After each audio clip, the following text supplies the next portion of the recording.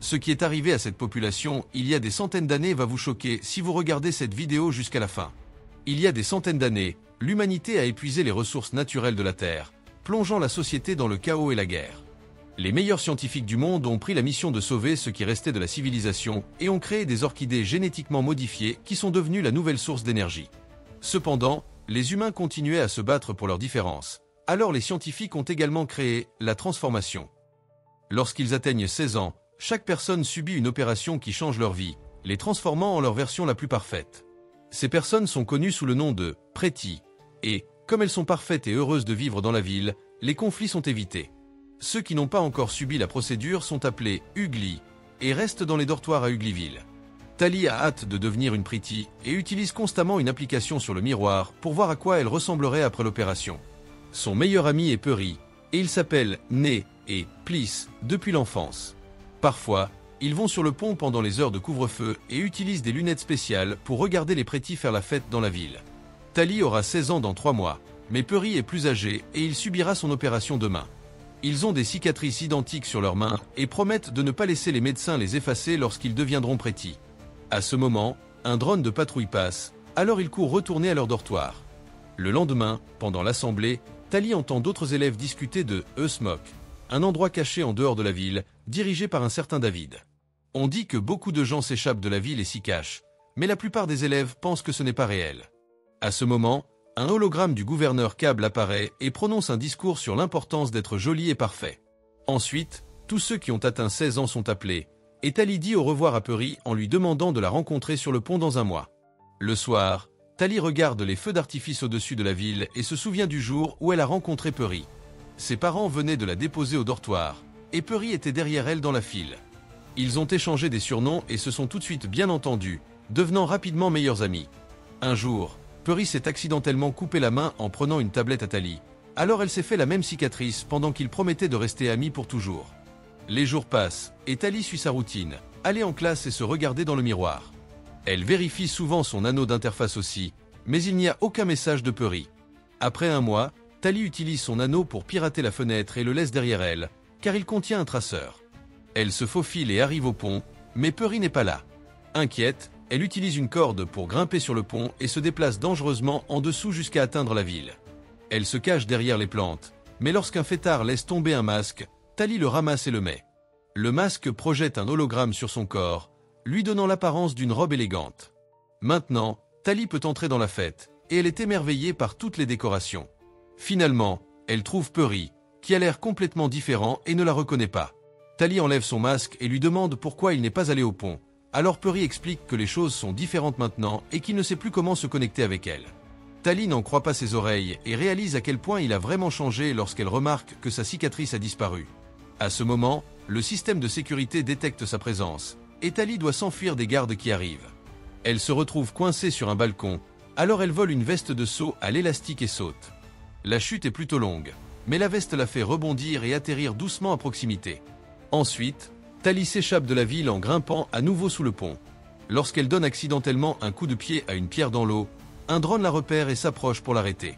Soudain, sa camarade de classe Shy apparaît et fait monter Tally sur son overboard pour qu'elle puisse s'envoler et échapper au drone. Le drone essaie de les suivre, mais Shy est une conductrice rapide et parvient à le semer en faisant des virages fous dans les bois. Pour la remercier de son aide, Tally s'introduit dans la cuisine et vole des collations. Les filles se lient en partageant leurs expériences et la difficulté d'être laissées derrière lorsque tous leurs amis ont eu 16 ans en premier. Elles réalisent qu'elles ont le même anniversaire et sont excitées d'avoir une amie avec qui devenir Pretty. Le lendemain, Shy apporte un second overboard et essaie d'apprendre à Tally comment l'utiliser, mais elle tombe immédiatement. À l'école, Tally est choquée de voir des filles rendre un livre à Shy, car ceci n'existe plus. Les filles sont impressionnées par la description de la survie dans la nature dans le texte et se demandent si c'est à quoi ressemble Smoke. Tally emprunte le livre pendant que les filles la trouvent cool pour son exploit de la veille, ce qui la met en colère, car cela signifie que Shy l'a raconté à tout le monde. Elle a peur qu'on la punisse en lui refusant l'opération, mais Shy lui assure que le système veut que tout le monde devienne Pretty. Au fil des jours, Tally lit le livre, mais elle continue de rêver de l'opération. Shy continue de lui apprendre à utiliser l'overboard, et en échange, Tally pirate avec son anneau pour obtenir de la nourriture supplémentaire. Tally montre aussi à Shy ses designs de Pretty sur l'application, mais Shy n'a pas de compte. En fait, elle n'est pas du tout excitée par l'opération. Finalement, Tali apprend à bien voler, et les filles utilisent le hoverboard sur des rampes folles pour s'amuser. Quand Tali rend le livre à Shai, elle dit qu'elle aimerait visiter cette belle nature, et Shai mentionne que ce ne serait pas si mal de ne pas subir l'opération, mais Tali trouve ça insensé. Soudain, Shai parle de The Smoke et emmène Tali au bord des bois. Après avoir laissé leurs anneaux sur des branches, elles traversent la frontière en survolant la rivière avec leur hoverboard. Finalement, elles arrivent aux ruines d'une ancienne ville, et Shai parle à Tali d'objets anciens comme les montagnes russes. Ensuite, Shai emmène Tali dans un bâtiment abandonné et révèle la vérité. The Smoke est réel, et David arrivera bientôt. Shai refuse de subir l'opération et partira ce soir, alors elle veut que Tali vienne avec elle. Cependant, Tali refuse, disant qu'elle ne veut pas être libre, elle veut être Pretty. Une Shai contrariée lui donne des instructions pour atteindre Smoke au cas où Tali changerait d'avis et la serre dans ses bras avant de partir sur son hoverboard, suivant le signal du feu de David dans un autre bâtiment. Le lendemain, c'est l'anniversaire de Tali, alors elle va à la clinique pour l'opération. Cependant, ils appellent tout le monde sauf elle. Puis, un garde l'emmène dans un aéronef pour voir le docteur Cable, qui explique que Shai a disparu. Tali dit qu'elle ne sait rien, mais Cable peut voir ses signes vitaux sur un écran, indiquant qu'elle ment. Cable dit à Tali que Shai est en danger parce que David l'a manipulé, et qu'il est connu pour retenir les gens contre leur volonté. Quand Tali insiste qu'elle ne sait rien, Cable la renvoie dans son dortoir sans lui faire l'opération. Cette nuit-là, Tali entend un bruit et est surprise de voir Puri apparaître à la fenêtre. Tali explique ce qui s'est passé, et Puri pense qu'elle devrait dire à Cable ce qu'elle sait pour qu'ils puissent enfin être ensemble. Le lendemain, Tali est à nouveau emmenée voir Cable, qui lui dit que David développe une arme pour attaquer la ville, donc elle a besoin que Tali infiltre The Smoke. Tali accepte d'aider, et Cable promet que si elle réussit, elle aura l'opération. Elle donne aussi à Tali un collier qui clignote dans ses yeux, qu'elle doit activer lorsqu'elle trouvera l'emplacement de l'arme. Ensuite, Tali suit les instructions de Shai et chevauche l'hoverboard sur les anciennes montagnes russes pendant quelques kilomètres. Finalement, elle trouve un vide et tombe dans les bois, mais elle est rattrapée par un champ de force. Là, elle trouve des voies ferrées abandonnées, qu'elle doit suivre pour trouver Smoke. Pendant les jours suivants, Tali survit dans la nature comme elle l'a lu dans le livre et admire la nature comme jamais auparavant. Elle escalade aussi une montagne. Les voies ferrées ont un grand vide au milieu d'un gouffre, alors elle remonte sur l'hoverboard et fait un grand saut qui désactive la planche. Tali commence à tomber très vite, mais avant de toucher le sol, l'hoverboard se réactive et elle atteint l'autre côté du gouffre. Maintenant, elle doit attendre dans un champ de fleurs comme les instructions l'indiquaient. Pendant ce temps, Cable amène Puri dans son bureau, révélant qu'il est allé dans son dortoir l'autre nuit parce qu'elle le lui a demandé. Puri admet que ça faisait du bien d'être en ville, comme s'il pouvait penser clairement à nouveau. Puis, Cable annonce qu'un petit groupe a été choisi pour une nouvelle procédure, et Puri accepte d'entrer dans la machine chirurgicale pour obtenir des améliorations corporelles. Cette nuit-là, Tali se réveille en toussant à cause de la fumée. Elle découvre que le champ est en feu et ne sait pas quoi faire, mais soudain, une personne mystérieuse la ramasse et l'emmène. C'est David, qui commence à scanner Tali et ses affaires pour trouver des traceurs. Il en trouve un dans l'hoverboard et le retire, mais son scanner ne réagit pas au collier. Au même moment, les hommes de Cable reçoivent une alerte concernant la suppression du traceur, et elle envoie des gens fouiller la zone. Le matin, David et Tali arrivent à un avant-poste de The Smoke, où Tali retrouve son ami. Shai est super excité de la voir, mais Croix est suspicieux. Le groupe campe pour la nuit, et Shai pose des questions sur le collier, alors Tali prétend que c'était un cadeau de Puri. Tali est surprise de voir Shai heureuse après ce que Cable a dit et essaie d'exprimer ses inquiétudes, ce qui fait penser à Shai qu'elle est venue pour la convaincre de retourner. Une dispute s'ensuit, et Tali accepte de donner une chance à The Smoke. Le lendemain, Tali apprend que The Smoke allume des feux exprès pour brûler les orchidées, car elles sont en réalité toxiques et détruisent tout endroit où elles sont plantées. Tali ne le croit pas et dit que les orchidées étaient la solution énergétique propre. Mais David explique que c'est un mensonge du gouvernement et que les fleurs transforment la planète en désert. Il veut emmener Tali en mission pour le prouver, et Croix proteste, mais Shai se porte garante pour elle. Le groupe a un vieil hélicoptère qu'ils ont réparé avec des panneaux solaires, et ils partent en vol. Maintenant, Tali peut voir la zone où poussaient les orchidées, qui n'est plus qu'un désert. Utilisant un lance-flamme, Shai brûle autant d'orchidées que possible. À ce moment, la tablette de Croix détecte quelqu'un qui approche, alors David abaisse l'hélicoptère pour se cacher dans la fumée. Le mouvement détache la corde qui retient Shai, et elle tombe. Les éclaireurs envoyés par Cable se rapprochent, alors Tali attache un sac au bout de la corde pour faire du poids et le jette avant de descendre avec. L'hélicoptère commence à perdre de l'altitude pendant que Tali cherche Shai parmi les flammes. Heureusement, elle la trouve, et quand un éclaireur essaie de s'approcher, Tali attrape le sac en feu et le lui jette. Puis, Les filles s'accrochent à la corde, et l'hélicoptère s'envole juste avant qu'un éclaireur puisse sauter à bord. Après que le groupe a atterri, Croix souligne que les éclaireurs n'auraient pu les trouver qu'à cause de Tali, mais Shai la défend, et David pense que quiconque risque sa vie pour un smoke mérite une chance. Le groupe campe pour la nuit, mais Tali ne peut pas dormir, car elle pense sans cesse à Cable et à la manière dont elle lui a appris à manipuler les rebelles. Elle sort de la tente pour marcher et trouve David en train de se baigner dans la rivière. Alors elle retourne dans la tente pour cacher son embarras. Le lendemain, Tali est bandée les yeux et enfin emmenée à The Smoke, où une communauté entière prospère dans la nature. Tali trouve ça plus difficile qu'en ville, mais elle admet que la nourriture a meilleur goût quand on la cultive soi-même. Même les personnes âgées doivent travailler, et il n'y a pas d'argent, donc les choses sont partagées ou échangées. Plus important encore, tout le monde est là par choix. Les voies ferrées sont recyclées pour fabriquer des outils, mais ils ne fabriquent pas d'armes, car ils sont pacifistes. Un après-midi, Tali trouve une porte étrange et essaie de regarder à l'intérieur, mais Croix la surprend en flagrant délit et la chasse. Tali commence à utiliser des outils pour aider avec les voies ferrées, goûte de la nourriture épicée pour la première fois, et participe aux danses autour du feu. Quelque temps plus tard, David apprend à Tali à utiliser une arbalète de chasse, et ils passent du bon temps ensemble. Il lui faut plusieurs essais, mais elle finit par toucher la cible d'entraînement. En rentrant, David explique qu'il n'a jamais vu la ville, car il est né dans la nature et a grandi avec sa famille. Tali est choquée d'entendre ça, car elle connaissait à peine ses propres parents. Puis, David lui offre une paire de gants. À ce moment, un membre de The Smoke revient de la brûlure d'Orchidée avec une blessure, disant que les éclaireurs sont toujours là.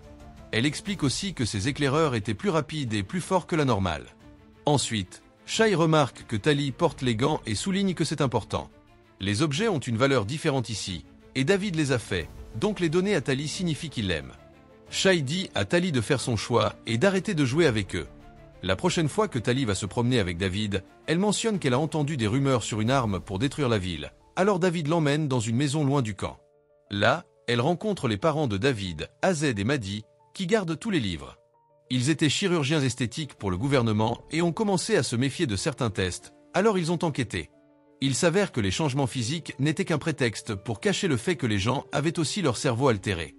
Devenir pretty signifie être idiot et lent sous un faux sentiment de bonheur pour que l'État puisse facilement les contrôler. L'opération a aussi tué beaucoup de gens, ce qui a été gardé secret.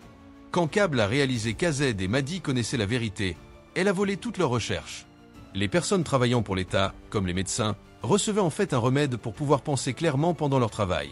Alors les parents de David ont choisi de fuir la ville et de vieillir normalement dans les bois. Ils ont cherché un moyen de recréer le remède, mais il manque un composant synthétique, donc ils n'ont qu'un sérum de base. C'est l'arme soi-disant capable de détruire la ville. Après la réunion, Tali jette son collier dans le feu, choisissant de rester avec The Smoke. Elle essaie aussi de dire à David qu'elle a fait des choses terribles, mais il s'en fiche, car elle est une nouvelle personne maintenant, puis ils s'embrassent. Dans le feu, le collier produit des étincelles. Le matin, des aéronefs de la ville arrivent à The Smoke et ouvrent le feu. Tout le monde commence à s'enfuir, et les éclaireurs les poursuivent, tombant dans les pièges déjà en place comme des filets et des rondins. Malheureusement, ils sont trop rapides et forts, donc les pièges ne suffisent pas à les arrêter. Bientôt, ils assomment et capturent chaque rebelle sur leur chemin, y compris Shai. Tali parvient à trouver une cachette avec David, qui veut sortir pour aider. Cependant, elle l'arrête, car ils sont trop forts pour lui. Le duo se faufile jusqu'à l'endroit où ils rassemblent tous les prisonniers, et Tali est dévastée de découvrir que Puri est devenu un éclaireur. Azed et Maddy sont capturés en même temps que Cable arrive et exigent de savoir où est David. Les parents refusent de parler, alors Cable ordonne à Puri de tuer Azed. David et Tali sortent en courant pour l'arrêter, mais il est trop tard. Puis, Cable annonce à tous que Tali travaillait pour elle, et maintenant, les membres de The Smoke la détestent. Pendant que tout le monde est distrait, Maddy cache le sérum dans la poche de David. Alors que Cable annonce que tout le monde recevra l'opération, Tali court vers l'abri de ravitaillement et met le feu. Elle attrape aussi une arbalète et s'échappe par la fenêtre pendant qu'un éclaireur essaie d'entrer. Soudain, le feu provoque une explosion, qui repousse l'éclaireur et permet à David de s'enfuir. Un éclaireur le poursuit, mais Tali l'arrête avec une flèche. Puri veut rejoindre la chasse, mais Cable annonce qu'ils partent. Certains éclaireurs détruisent les recherches de Maddy et mettent le feu à la zone pendant que les autres poussent tous les prisonniers dans l'aéronef. Après leur départ, David rassemble le peu de provisions qu'il trouve pour une mission de sauvetage. Tali essaie de l'approcher, et il l'attaque avec un couteau, s'arrêtant à peine avant de la blesser. Elle veut l'aider à sauver les autres, et il souligne qu'il ne lui fait plus confiance. Alors Tali explique qu'il a besoin d'elle, car il n'est jamais allé en ville. Quelque temps plus tard, en ville, Tali approche les élèves qui ont lu le livre de Shai et leur présente David pour prouver que The Smoke est réel. Tali emprunte un anneau d'interface à eux et leur demande de rassembler beaucoup d'enfants pour créer une diversion. Bientôt, un groupe d'adolescents écrit « A Smoke V » dans le ciel en utilisant leur hoverboard. Pendant ce temps, David et Tali attendent que l'aéronef quitte la clinique et entre à l'intérieur en utilisant aussi des hoverboards. Ils passent par le tunnel de l'aéronef et atterrissent en sécurité grâce au gilet à élastique. Ils se faufilent prudemment, et Tali utilise l'anneau pour pirater une serrure, mais ce n'est pas une cuisine et ça ne fonctionne pas. Soudain, la porte est ouverte par un pretty, et David commence immédiatement à se battre avec lui. Ils échangent quelques coups avant que David le maîtrise et le plaque contre le mur, alors Tali prend son anneau. Puis, David le jette dans le couloir, et Tali verrouille la porte. Alors que les alarmes retentissent, le duo trouve la cellule et utilise l'anneau pour libérer tout le monde. Tali réalise que Shai n'est pas là, et Croix révèle qu'elle a déjà reçu l'opération. Pendant que la plupart du groupe s'échappe, David, Tali et Maddie partent à la recherche de Shai. Mais quand ils arrivent au laboratoire, il est trop tard, elle est déjà une pretty. Tali pleure et s'excuse, mais Shai jure qu'elle adore ça. À ce moment, Cable et Purry arrivent et forcent le trio à entrer dans les machines pour qu'ils reçoivent enfin l'opération. Le processus commence, mais avant que les aiguilles ne puissent commencer à couper, l'hélicoptère de The Smoke apparaît à l'extérieur, et Croix ouvre le feu avec le lance-flamme. Cable et Purry sont forcés de fuir, et les machines sont endommagées, donc le système échoue, et l'opération s'arrête. Le trio sort, et Tali attrape Shai pendant que Maddie prend le composant dont elle avait besoin dans une armoire. Le groupe court vers le toit et trouve Purry. Alors Tali essaie de le raisonner en utilisant leur surnom et en pointant un morceau de verre qui lui a redonné sa cicatrice. Purry touche doucement le visage de Tali, et David pense que c'est une attaque, alors il plaque Purry et essaie de se battre avec lui. Purry est trop fort et continue de le frapper, mais avant qu'il ne puisse le tuer, Tali utilise un hoverboard pour se déplacer rapidement et plaque Purry, le faisant tomber du bord. Il se retient une seconde et dit son surnom avant de tomber dans une cascade. Ensuite, le groupe s'échappe sur des hoverboards et voit les autres adolescents faire s'écraser les drones les uns contre les autres dans le ciel. Ils se cachent dans la ville abandonnée, et Maddie prend le sérum dans la poche de David pour finir de mélanger le remède. Cependant, elle ne peut pas être sûre qu'il fonctionnera vraiment ou qu'il n'aura pas d'effet secondaire sur le cerveau. Shai ne veut pas le prendre, et Shai refuse de le forcer sur quiconque, alors Tali se porte volontaire pour être le sujet de test. Elle se rendra et laissera faire l'opération pour pouvoir ensuite prendre le remède, promettant de laisser un signe pour qu'il sache si ça fonctionne.